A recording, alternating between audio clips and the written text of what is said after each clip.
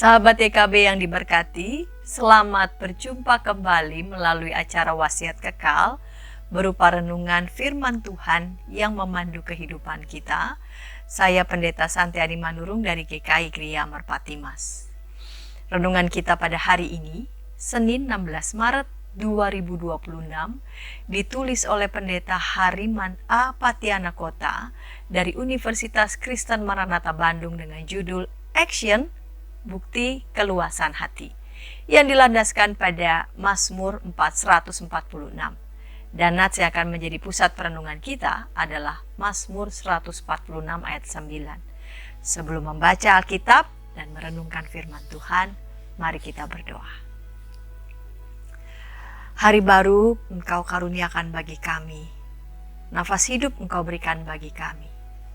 Terima kasih ya Bapa, Engkau masih mempercayakan tugas panggilan bagi kami. Dan sebelum kami mengerjakan itu semua, kami mau membaca Alkitab dan merenungkan firman-Mu. Bapa kiranya membimbing kami. Dalam Yesus kami berdoa. Amin. Sahabat, saya akan bacakan untuk kita Mazmur 146 ayat 9. Beginilah firman Tuhan. Tuhan menjaga para pendatang, anak yatim dan janda ditegakkannya kembali, tetapi jalan orang fasik digagalkannya. Sahabat, membaca kesaksian tentang gedung gereja yang terbuka untuk menampung para pendatang di suatu tempat untuk bermalam adalah hal yang melegakan hati. Gedung yang terbuka itu merupakan manifestasi dari keluasan hati. Gereja lalu menjadi tempat penampungan, bukan sekadar ruang steril yang dipenuhi ritual dan jauh dari persoalan sosial sehari-hari. Pemazmur dalam nyanyiannya mengagungkan Allah yang tidak hanya menciptakan dunia, tetapi juga memerintah dunia dengan keadilan dan kasih. Allah tidak tinggal diam di surga, melainkan hadir di dunia. Ia menjadi sahabat bagi orang-orang lapar. Ia menemani mereka yang mencari keadilan. Allah menjaga pendatang di negeri asing. Ia memelihara janda dan anak yatim.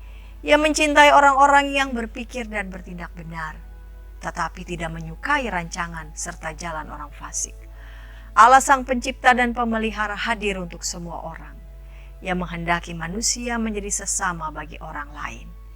Ia tidak menyukai eksploitasi dan ketidakpedulian, sebab hal-hal itu merupakan kefasikan. Sahabat, saat ini tidak cukup bagi gereja hanya berbicara mengenai orang-orang kecil dan orang asing. Tidak cukup pula gereja hanya berefleksi mengenai kemiskinan dan hospitalitas.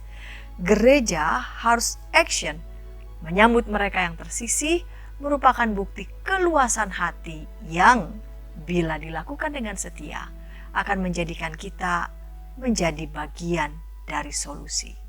Mari kita berdoa. Dengan kami bertindak melakukan kehendak Tuhan adalah bukti keluasan hati. Karena Kristus sendiri, Sang Firman itu menjadi daging, hadir di tengah dunia menyatakan solidaritasmu bagi dunia, bagi manusia.